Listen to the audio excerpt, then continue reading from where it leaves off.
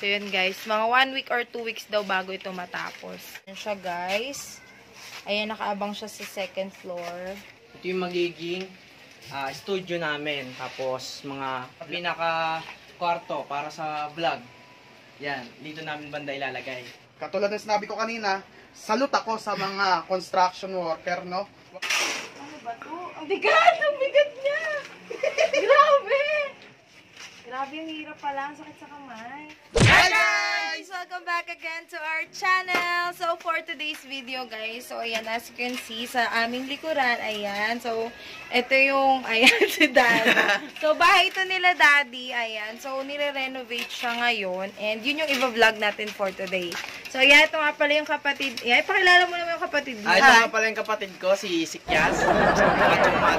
Yun, kusang ka na. Ma-shoutout ko kay Jester! Tsaka sa mga kaibigan ko yung kaibigan ko dito sa 7C. Ma-shoutout! So, yun guys. So, iikot namin kayo and papakita lang natin hanggang sa matapos tong bahay nila. Ayan. So, yun Daddy. Mga ilang weeks daw ito matatapos. Sabi ni Kabong, kung tuloy-tuloy daw, kaya daw ng 1 week or 2 weeks, gano'n. 1 week or 2 weeks. So, yun guys. Mga 1 week or 2 weeks daw bago ito matapos. Yan siya guys. Ayan, nakaabang siya sa second floor. Ayan. Ayan. So, ayan guys. Nagpapala na sila. And, isa lang kasi yung laborer nila dito. So, tinutulungan nilang dalawa. Si Kabong. Si Kabong. Magiting si Kabong. Oh, ay. Sige na. Bali guys, half lang to ng house nila. Ito pa lang yung nai-start na gawin. O, English yun guys, Okay, diba? tutor natin sila. Ito pa lang yung half. Ito pa lang yung nagagawa actually. Kasi, ilang days pa lang to? 3 days pa lang nasimulan. Kung susumahin mo tatlong araw. 3 days. Ito yung kalahati. Ayan, kung makikita nyo, diba? Parang ano, sira-sira na talaga. Kasi diba, syempre, yung mga materials, hindi naman yan lifetime. So, syempre, ang dami ng bagyo yung nagdaan, napabayaan, tas di na po nila agad-agad. So, ganito yung makikita nyo sa half, yung kalahati niya. So, uunahin lang tong kalahati. Ayan. Ayun, may pogi. Upos. Tapos ito yung Ayan. Tapos, dun sa bandang unahan, gagawang kami ng piso net. Yun, para sa isa namin yun, sa bunso namin kapatid na si Princess. Yun. Kung gusto niya mag-computer, punta lang kayo dito. Siyempre, pag may computer shop. Yes, yun yung magiging bagong business nila, PisoNet. So yun, iba-vlog namin siya hanggang sa matapos tong bahay na to kasi medyo malaki talaga. So for now, ito munang side na to yung ginagawa nila. Alam niyo ba guys, sobrang kaming excited na matapos yung paggawa ng bahay namin. Kasi sobrang hirap ng pinagdaanan namin sa bahay namin ngayon. Halika kayo, papakita ko sa inyo kung ano ang kalagayan ng bahay namin ngayon na hindi pa siya naayos. Tignan nyo yung, yung tapal namin. Ayan lang yung tanging sumasalo sa mga ulan. Lalo na kapag may malakas na bagyo. No? Sobrang, sobrang, ito yung sahig namin, bahayan. No? Tapos kapag natutulog kami, kita niyo ba yan? Pag natutulog kami, may tulo pa yan. So, hindi kami makatulog ng maayos. Yun. Tapos, nag-aalala kami kung saan kami matutulog. Ang hirap matulog. No? Tapos, dagdagan mo pa, wala pa kaming kuryente. Ilang taong kaming walang kuryente. So, imagine niyo guys, sira-sira na yung bubong, wala pa kaming kuryente, pandemic pa.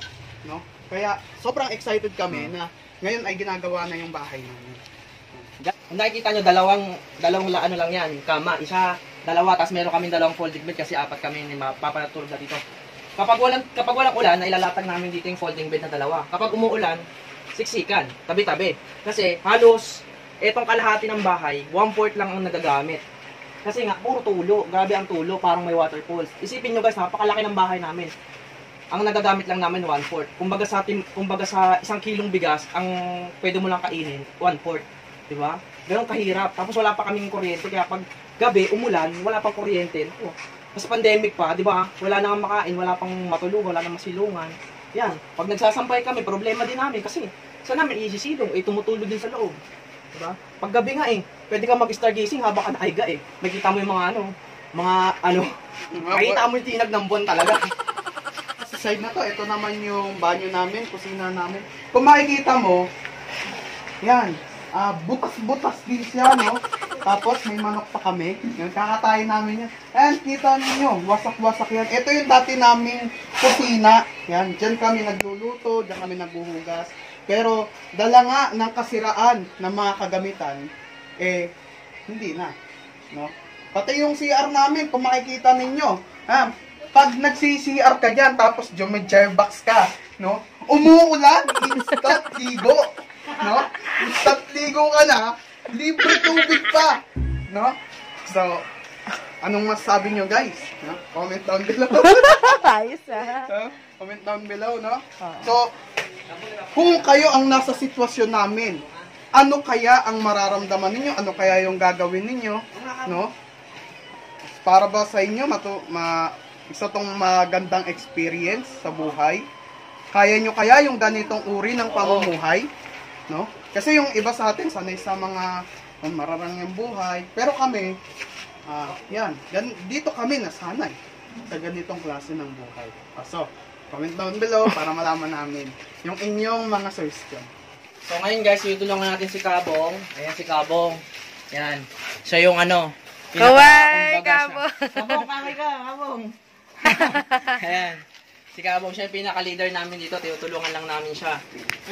Turuan ko kayo kung paano magpala. Kasi, mas may experience ako dito eh. Ganito yung mga nagpapala ng mga mainang nilalang. Boy, tapang. Ikaw ba yan? Yan, ganyan lang yan, ganyan. Tapos pag medyo may experience ka na, yan. Gagawa ka na ng hagdan.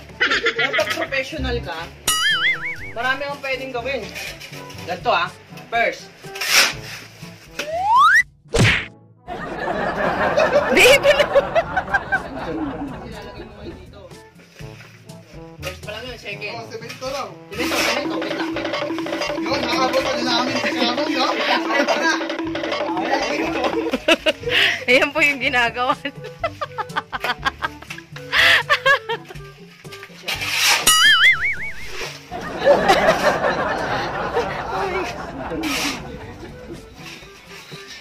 Grabe guys, sobrang saludo talaga ako sa mga construction worker, no? Kasi napakahirap talaga ng ginagawa nila. No? Kung mararanasan ninyo, ako sa experience ko rito, sa unang araw, no, sobrang hirap.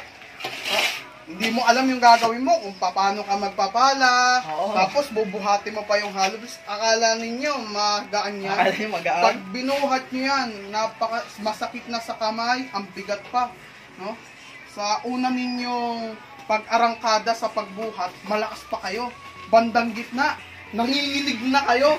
No? At pagkapahinga ninyo, yan na. Sobrang sakit na ng ninyo. Mararamdaman mo na. Ninyo. Yung unang suhin. yung unang araw ko nga dito, namaga yung kamay ko eh. Ito, yung kamay ko na to, pati itong braso ko, no? Sa sobrang pagkabigla sa trabaho ng mga ganito construction worker, kaya salutak sa inyo mga construction worker, no? Bale, ito nga po palang bahay namin is may dalawang hati yan. Ito talaga ang portion ng bahay namin. Tapos itong ngayong ginagawa is sa pinsan namin, sa kapatid ng mama ko. So, hello po pala kay Kuya Jerome, tapos kay Uncle Boss, tsaka kay Auntie Lisa. Ingat po kayo palagi, ingat po kayo palagi, ginagawa na yung bahay natin. Ingat po, punta po kayo dito pag may time. Pag nagawa, Kuya Jerome, pagpunta, pwede ka ditong pwede ka ditong tumira, mag-stay. Kasi, atin din naman to dito din kayo nanggaling Ginagawa na yung pangarap natin.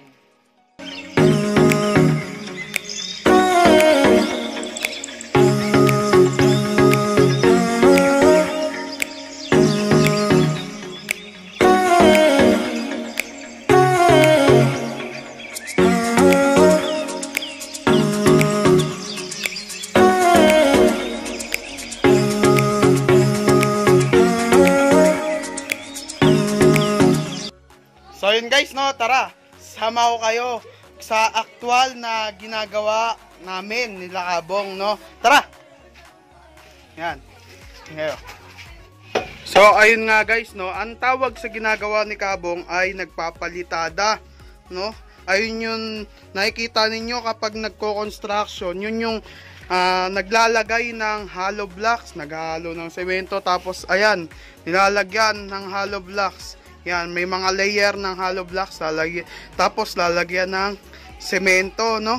Napakahirap niyan, tsaka napakadelikado kasi kung makikita ninyo, ang tungtungan lang ni Kabong ay ang kahoy na yan. Yan. Kapag nabali yan, alam nyo na mangyayari kay Kabong, no? Mahuhulog ka. Tapos, maswerte kung mapilayan ka lang, no? Paano kung mataas-taas yung mabagsakan? Kaya, napakadelikado talaga ng pagiging construction worker.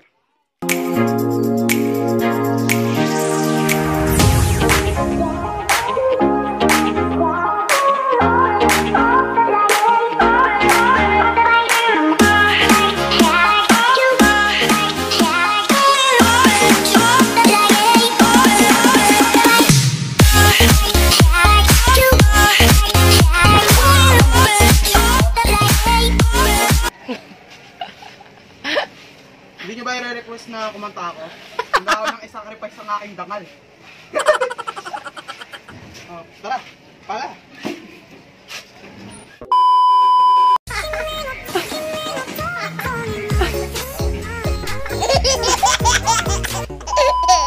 Kung kailangan kong gawin upang malaman mo ikaw.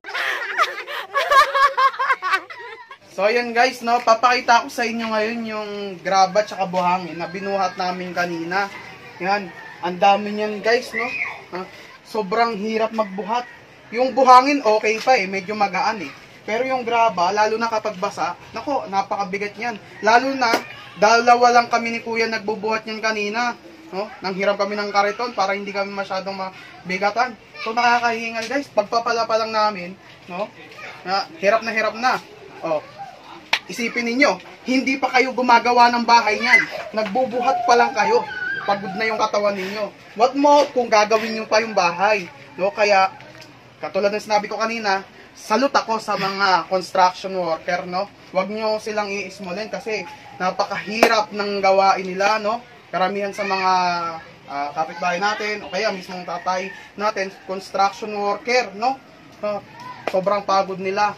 Kaya huwag nyo silang i-ismolin, no? Hindi madaling gumawa ng bahay, hindi madali ang trabaho nila kasi sobrang hirap. Tapos, pag nabasa pa sila, delikado sa kalusugan nila, may tinatawag na pasma, no? Sobrang hirap mapasma. Kasi naranasan yan nga ni Kuya nung nakaraan, Tapos, nung nakaraan din, naranasan kaya na magato kasi napasma no? Naulanan kami habang gumagawa kami dyan first day. Kaya, salute ako sa mga construction worker. Ingat po kayo lagi mga construction worker, no? Huwag niyong pababayaan yung katawan ninyo. Kasi, napakahalaga niyan sa atin para makapagtrabaho kayo, no? Mali. Ano ba to? Ang bigat niya! Grabe! Ba't gano'n? Ano? Kaya mo yan. Pusang kalbo. Police! Ano masasabi mo, Mi?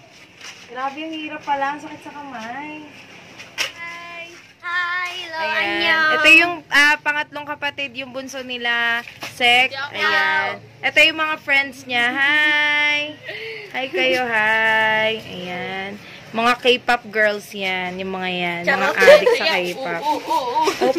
Paano? Sayang, hindi natin nakuhanan sa camera. So yan, makikita nyo na rin siya sa aming channel kasi gagawa kami ng mga vlogs with them. Ayan. Naaway mo ako. Mas matanda ako yun. So yun guys, that's all for today. So ngayon, ito lang muna yung may papakita namin sa inyo. Pero sa mga susunod na araw, i-vlog pa rin namin para makita nyo rin. Para may pakita rin namin sa inyo yung development ng bahay or yung hanggang sa matapos tong bahay na to. Shoutout nga po pala sa mga kaibigan ko, kina Carlo, kay Robert, Albert, kay Jester, tapos lalo na sa mga kamag-anak namin. Hi! Shoutout ko rin si Papa na palagi nanonood ng vlog. Papa, ingat ka palagi niyo sa trabaho. Ingat ka pa! Papa. Sana maraming patay. Char! Kasi yung work niya, kailangan talaga is maraming Patay. Sa Purinarya po kasi nagtatrabaho si Papa, yung dating pinagtatrabahuan. Kaya, Nagdadrive si Papa ng ano doon. kaya pangit mang pakinggan, kailangan sa Marinara, kailangan lagi may patay. Hanap patay, hanap buhay. Hanap patay, hanap buhay.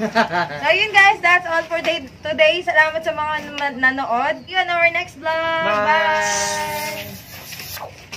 Ay, mali pala. Ako nun.